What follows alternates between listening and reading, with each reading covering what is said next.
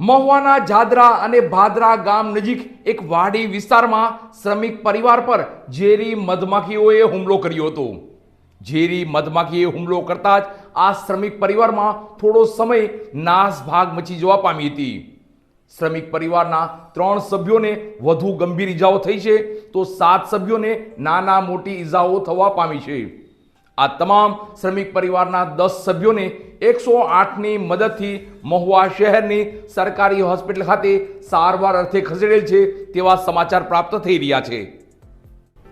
મહુવા તાલુકાના ભાદરા ગામે એક શ્રમિક પરિવાર પર ઝેરી મધમાખીઓએ હુમલો કર્યો હતો।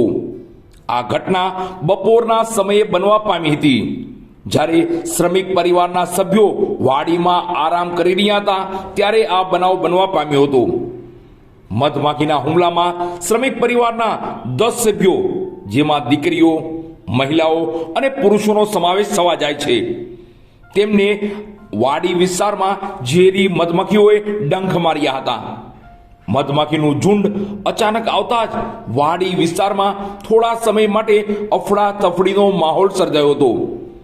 લોકો મધમાખીના હુમલાથી બચવા માટે રીતસરની દોડધામ કરતા જોવા મળ્યા હતા। ઈજાગ્રસ્ત થયેલ તમામ 10 શ્રમિકોને તાત્કાલિક મહુવા શહેરની સરકારી હોસ્પિટલ સારવાર અર્થે 108માં ખસેડવામાં આવ્યા હતા। હાલ તમામને હોસ્પિટલમાં દાખલ કરી સારવાર આપવામાં આવી રહી છે। સદનસીબે આ ઘટનામાં કોઈ ગંભીર જાનહાનિ થવા પામી ન હતી અને શ્રમિક પરિવાર હાલ સુરક્ષિત હોવાનું જાણવા મળ્યું છે।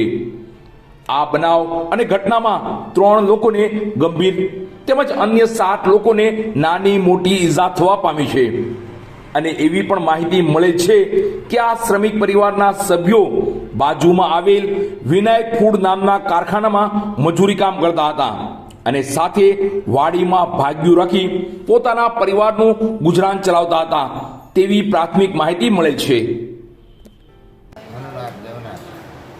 મનુનાથ દેવનાથ માંગરોળિયા। બરાબર, શું થયું હતું? મત કીધું કેટલા જણાને? અમારે ઘણા ભૂતા હતા, અમે તો ઓજાગર હોતો તો ભૂલી ગયો બરોબર।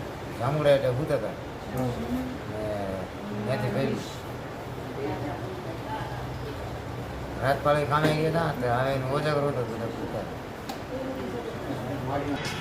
આજરોજ મહુવા 108માં કોલ આવતા ભાદરા ગામની પાસે લગભગ ઓછામાં ઓછા 8 થી 10 જણાને ઝેરી મધમાખી કરડી ગયેલ હતી અને મોટા ખુટોડાની એમ્બ્યુલન્સ અને મહુવાની 108 એમ્બ્યુલન્સ બંને એમ્બ્યુલન્સ ત્યાં જઈ અને બંને એમ્બ્યુલન્સની અંદર 8 થી 10 જણાને મહુવા સરકારી હોસ્પિટલની અંદર લાવેલ હતા અને 2 થી 3 જણા થોડાક સિરિયસ હતા। બાકીના બધાની હાલત અત્યારે સ્ટેબલ છે અને સારવાર હેઠળ અત્યારે મહુવા હોસ્પિટલમાં લાવેલ હતા અને અંદર પણ 108ની અંદર પણ એને સારવાર આપેલ હતી।